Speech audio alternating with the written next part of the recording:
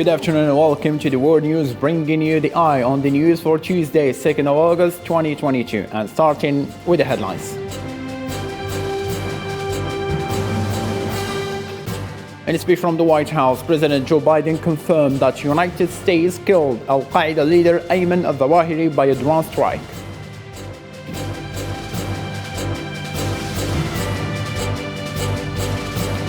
The House Speaker Nancy Pelosi is planning to visit Taiwan and meet with government officials this week, finding warnings from Beijing not to do so.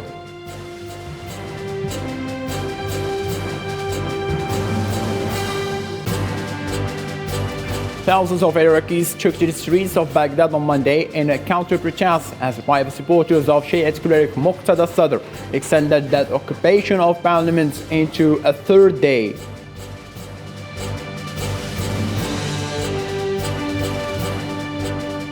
A shipment of grain has left Ukraine, the first such cargo since an agreement between Kiev and Moscow, and the United Nations hope that more will follow.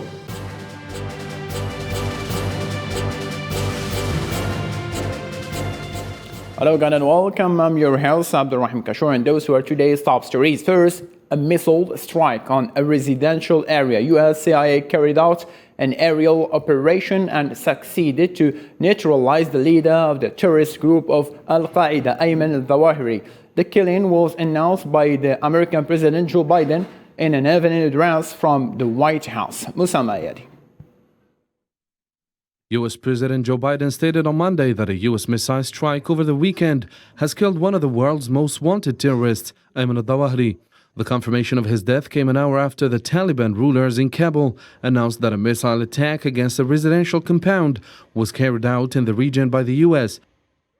On Saturday, at my direction, the United States successfully concluded an airstrike in Kabul, Afghanistan that killed the emir of Al-Qaeda, Ayman al-Zawahiri.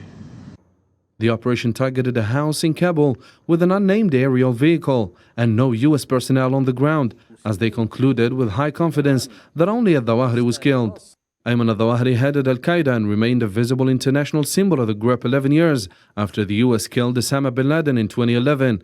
At one point, he acted as bin Laden's personal doctor, and he also helped to coordinate the September 11th attacks on the United States that killed nearly 3,000 people. To the families who lost fathers and mothers, husbands, wives, sons and daughters, brothers and sisters, friends and co-workers on that searing September day, it is my hope that this decisive action will bring one more measure of closure. Al-Zawahiri was sheltering in downtown Kabul to reunite with his family and was killed in a precise tailored airstrike using 2 Hellfire missiles. Zawahiri was indicted by the United States for the part he played in the August 1998 bombings of the US embassies in Kenya and Tanzania, attacks which left 224 people dead and over 4,500 wounded. The U.S. president stated that the precision strike targeting was the result of the extraordinary persistence and skill of the nation's intelligence community. The strike comes 1 year after Biden ordered the withdrawal of U.S. troops from Afghanistan, prompting Taliban forces to rapidly seize control of the nation. Pakistan's election authority ruled that former Prime Minister Imran Khan's party received prohibited funding and issued a show cause notice. The undivided verdict announced by the 3-member bench of the Election Commission of Pakistan declared that the Pakistan Tehreek-e-Insaf received funds from 351 companies and 34 individuals from US, UK, Australia, United Arab Emirates and other countries. Amid the growing tension between US and China, Taiwan is bracing for a potential show of force from China as the latter warned US of a House Speaker Nancy Pelosi visits to Taiwan. Morableor. China warned the US that it would pay the price for undermining China's sovereignty and security interests. We are closely following Pelosi's itinerary. If the US is bent on going its own way, China will take resolute and strong measures to safeguard China's sovereignty and security interests. While there have been no official announcements, local media in Taiwan reported that Pelosi will arrive Tuesday night. The White House decried Beijing's rhetoric over the visit, vowing that the United States has no interest in increasing tensions with China.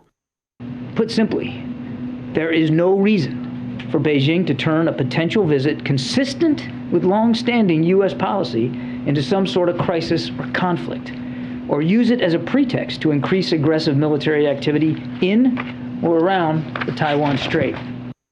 Secretary General of State Antony Blinken says he expects China to act responsibly if House Speaker decides to visit Taiwan on her Asian tour.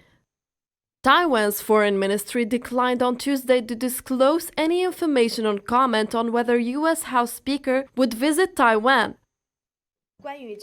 We noticed several speculative news reports about whether the Speaker of the U.S. House of Representatives, Nancy Pelosi, is visiting Taiwan. The Ministry of Foreign Affairs is reiterating that it doesn't have further information to share on this case and is not commenting on it. The potential visit by U.S. House Speaker Nancy Pelosi to Taiwan aroused strong dissatisfaction among Beijing residents. Discussions on Chinese social media saw Pelosi's visit a chance to accelerate the reunification process. Thousands gathered in Baghdad on Monday for a counter-rally call by Iran-backed groups against their rival, an influential cleric whose followers are staging a sit inside the Iraqi parliament, only to withdraw house later. This comes at a time when Assad's followers have been camped outside the parliament since thousands stormed the building on Saturday, demanding reforms and denouncing the Iran-backed alliance.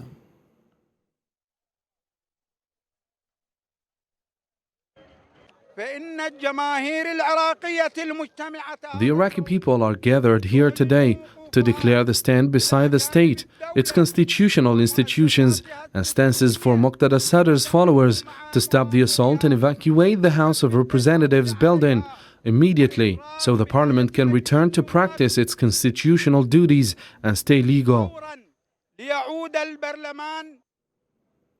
The Zionist army ordered on Tuesday the closure of several roads along the border with Gaza Strip, fearing attacks from the Palestinian enclave after the arrest of Al-Quds governor in the occupied West Bank. The situation in the Palestinian territory had escalated as the Palestinian Health Ministry announced that the occupation forces killed a 17-year-old teenager. A ship carrying Ukrainian grain left the port of Odessa early on Monday morning for export and will anchor off Istanbul in the early hours of Wednesday for a joint inspection as part of the Black Sea Grain Initiative. The cargo ship left for Tripoli in Lebanon carrying 26,527 tons of corn. It will pass through the Bosphorus Strait and sail to the Mediterranean. UN chief said it was an enormous collective achievement and will bring stability to global food markets. This ship, the merchant vessel Razone, is loaded with two commodities in short supply: corn and hope. Hope for millions of people around the world who depend on the smooth running of Ukraine's ports to feed their families. The ship's departure is the first concrete result of the Black Sea Grain Initiative. In his daily video addresses, Ukrainian President Volodymyr Zelensky said that resumption of Ukraine grain exports from the port of Odessa is really a positive sign. Let's have a listen. At present, it is too early to draw conclusions and make forecasts. The port has become operational again. Exports have resumed. We can say that this is the first positive signal that we will be able to stop the global food crisis. U.S. basketball star Brittney Griner returned to stand trial at a Russian court on Tuesday as the United States sought to secure her release with a prisoner swap to help her avoid 10 years in jail on drug charges. Griner, star player in the U.S.-based Women's National Basketball Association, was detained at Moscow's airport on February 17, pleaded guilty to a drug charge in court on July 7, but denied she had intentionally broken the law. The UK Department for International Trade announced on Monday that London has eased some restrictions it imposed on Russia over the ongoing conflict in Ukraine. The new ease of sanctions allows companies to provide insurance and reinsurance to entities linked to Russia.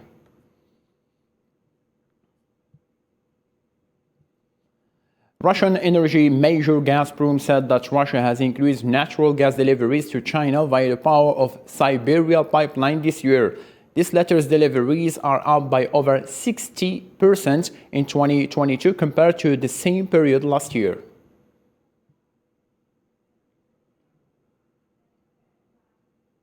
The OPEC Plus group of oil experts are set to hammer out a new strategy for September at the virtual meeting Wednesday, with all eyes on how they will react to soaring crude prices. The 13 core members, led by Saudi Arabia and 10 other further states in OPEC Plus, find themselves at a crossroads.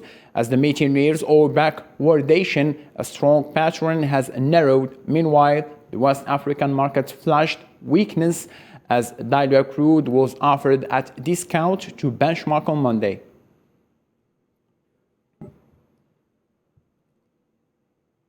The U.S. has been witnessing extreme weather events for the past weeks, and Vice President Kamala Harris has announced an aid for more than $1 billion. Kentucky floods resulted in 37 deaths, according to the governor, Andy Beshear, and wildfire resulted in 2 deaths. Miriam Zian. In the past week, floods, heat waves, and wildfires across the U.S. have killed dozens and reshaped entire communities from Kentucky to Northern California. On the matter, U.S. Vice President Kamala Harris called climate change an immediate and urgent crisis, as she detailed more than $1 billion to address flooding and extreme heat. Today, our administration is investing more than $1 billion through FEMA to fund climate-resilient projects in 343 cities, towns, and counties around our nation. In Northern California, 2 people have been found dead amid a huge wildfire that has forced thousands of people from their homes. The McKinney Fire in the north of California has grown into the state's biggest blaze this year, and despite massive firefighting effort, the blaze was 0% contained. In eastern Kentucky, the torrential downpours have killed at least 37, and until now, homes remain cut off from the outside world, without power and surrounded by swiftly moving water. We're ending the day with more heartbreaking news out of eastern Kentucky. We can confirm the death toll has risen to 37, with so many more still missing. The U.S., like other parts of the globe, has been witnessing an acceleration in the pace and intensity of extreme weather events. The climate catastrophe threatens to subject many Americans to completely new climatic realities. According to a recent estimate, 16 U.S. towns face the possibility of experiencing summer temperatures comparable to those found in parts of the Middle East by the end of the century. Washington, D.C. police reported that the killing of 1 man and the injury of 5 others after a shooting. However, they said that it wasn't clear if the men were shooting at each other or the reason behind the shooting in the first place. Police chief said at a news conference that the 5 who were injured were taken to a hospital and no conditions were not known. In a total of 6 individuals who were shot. 1 individual is deceased. Of those individuals that were shot, they have all been taken to area hospitals. They are all adult males. At this time, we do not have a lookout that we're ready to give to the public for a vehicle or a person. Almost 700 migrants have crossed the English Channel to the UK in a single day, a record for a year so far. According to the Ministry of Defence, some 696 made the journey in 14 boats on Monday, with large groups of migrants, including young children, seen being brought ashore in the Ramsgate. The latest figure means more than 70,000 people have now arrived in UK in 2022.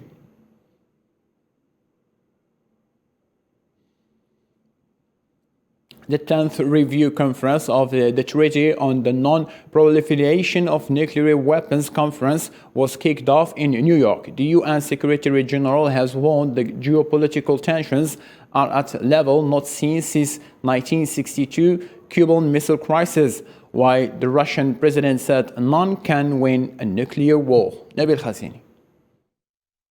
It was high time to talk about a possible and a devastating threat to humanity. Some 191 nations gathered inside this UN headquarters, where the Nuclear Non-Proliferation Treaty Review Conference was kicked off. For the head of the United Nations, it was an opportunity to remind the world of taking measures to avoid certain disasters. Humanity is in danger of forgetting the lessons forged in the terrifying fires of Hiroshima and Nagasaki. Geopolitical tensions are reaching new highs. Competition is trumping cooperation and collaboration. Distrust has replaced dialogue, and disunity has replaced disarmament.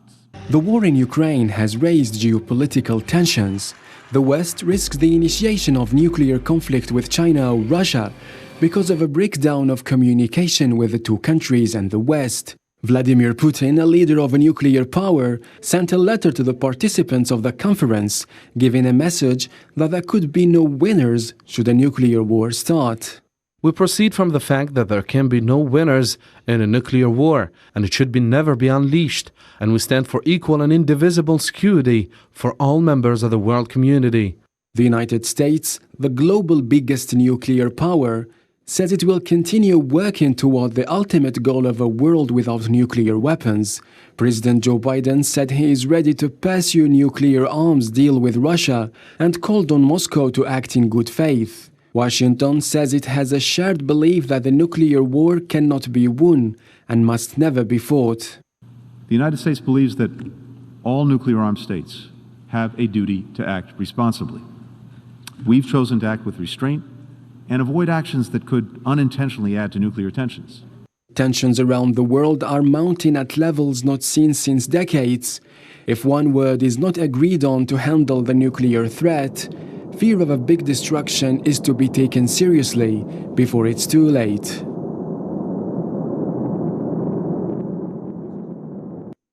The United States backed on Monday a proposal from the European Union aimed at salvaging the Iran nuclear deal.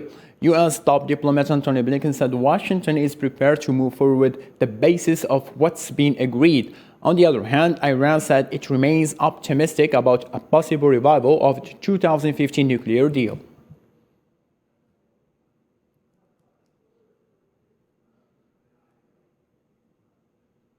Asia's largest offshore oil production platform finished its float-over installation on Monday.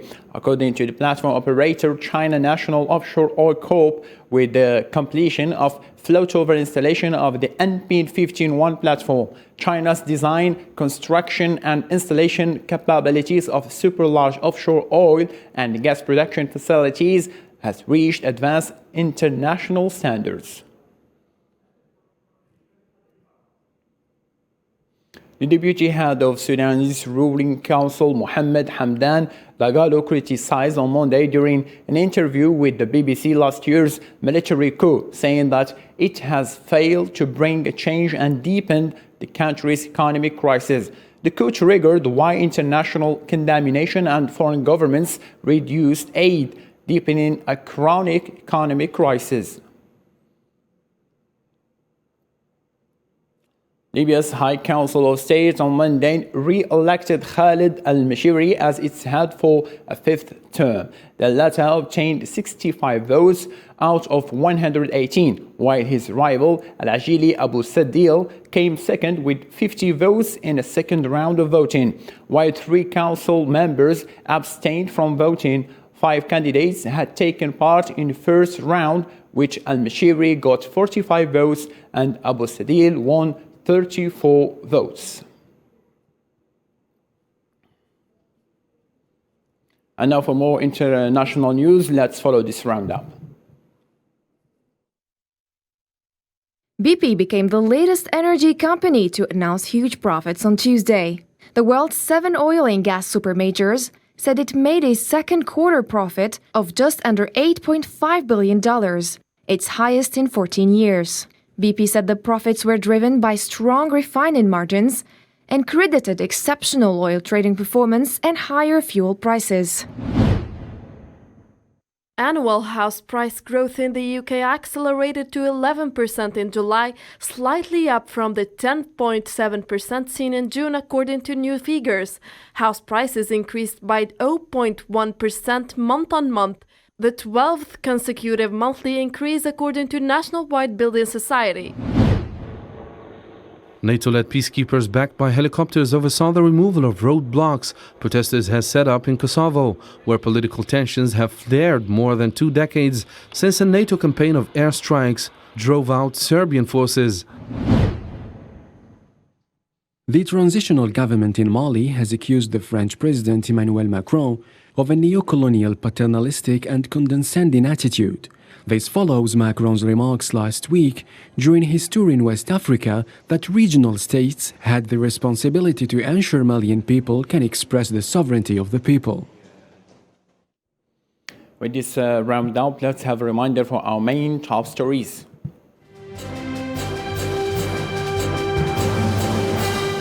In a speech from the White House, President Joe Biden confirmed that the United States killed Al-Qaeda leader Ayman al-Zawahiri by drone attack.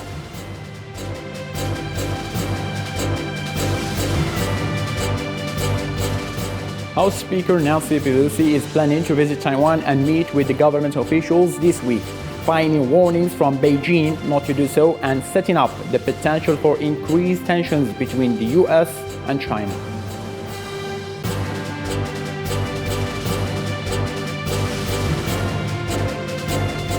Thousands of Iraqis took to the streets of Baghdad on Monday in counter-protests as rival supporters of Shiite cleric Muqtada Assad extended the occupation of parliament into a third day.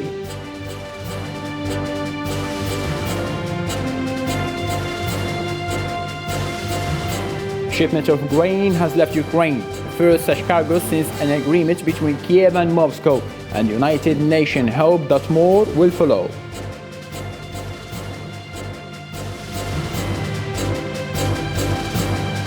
For more updates over the world news stories, you can follow our L24 special network platform on YouTube, Facebook, Instagram. Take care. Bye-bye.